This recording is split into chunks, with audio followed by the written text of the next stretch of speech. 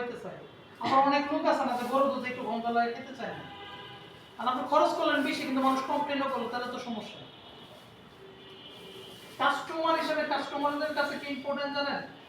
আপনি গরুর দুধ দেন, পাউডার দুধ দেন, কন্ডেন্স মিল্ক দেন, যাই দেন, আমি একজন কাস্টমার আপনার কাছে এক কাপ চা চাইলাম মানে এই চাটা আমার মন মতো হইলো কিনা, আমার তৃপ্তি মিটলো কিনা, আমি খেয়ে মজা পাইলাম কিনা, এটা আমার কাছে ইম্পর্টেন্ট।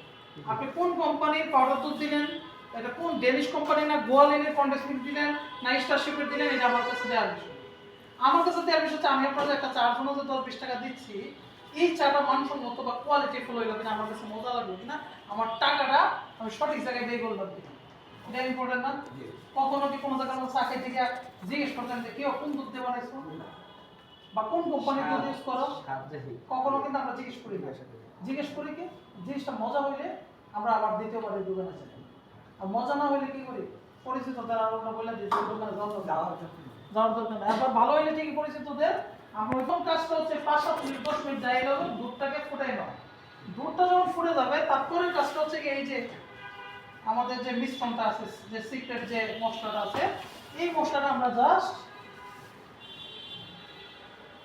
এটাতে আমরা অ্যাড করে দেব, ধীরে ধীরে ঢালা আর হচ্ছে এগুলো নাড়ানো।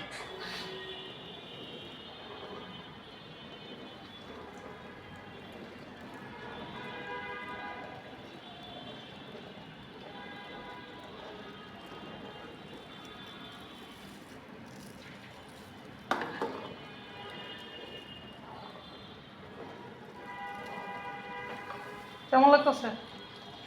সুন্দর না? সুন্দর লাগতেছে।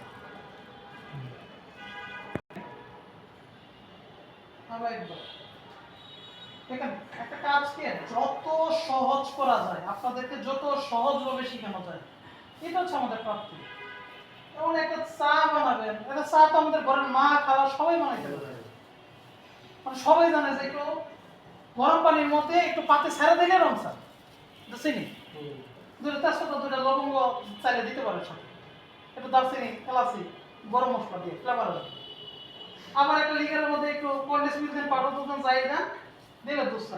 সবাই বানাইতে পারে, এটা কোনো কঠিন কোনো কাজ না, এটা কোনো রকেট সায়েন্স না যেটা আপনি পারবেন না।